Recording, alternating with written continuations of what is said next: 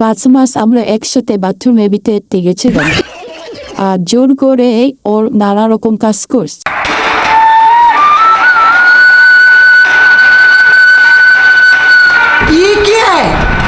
দেখো, আমি জানতাম যে তোমাকে কত দিয়েছিলাম যে তোমাকে ছাড়া আমি অন্য কারো বাথরুমে যাব না, কিন্তু এটাও সত্যি যে আমি এখনো অন্য কারো বাথরুমও যাই নাই।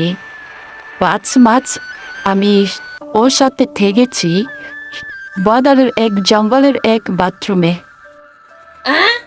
তুমি এখন আমার কেউ নাও পড়ব, এভাবে নিজের জীবনটাকে নষ্ট করো না একা একা বাথরুমে যে। আর এটা তেজপাতার বিড়ি রেখে তোমার জীবনটাকে নষ্ট করো না, তুমি আগের মতো হয়ে যাও। বাথরুমে বাথরুমে বাথরুমে গিয়েছিলে? সত্যি বাথরুমে গিয়েছিলি? হ্যাঁ, তুমি না বলেছিলা তুমি কারো বাথরুমে যাবে না? তুমি না বলেছিলা যে তুমি তোমাকে দেখে রাখবো আমার জন্য?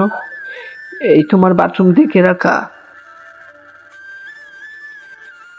তুমি এটা পারলা? আমার জীবনটা এভাবে নষ্ট করে দিলা। আমার সুখের তাজমহলের বাথরুমটাও তুমি নষ্ট করে দিলা। ঠিক আছে,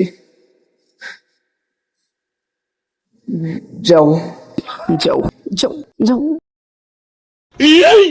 এই ধারা, তোর মনে যদি বর্ডারে যাওয়ার বাথরুমে ইচ্ছে ছিল, তাহলে কেন আমাকে মিথ্যে স্বপ্ন দেখাইছিলি?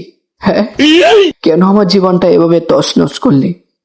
হ্যাঁ, দেখ দেখ কি অবস্থা হয়েছে আমার এই 6 মাসে।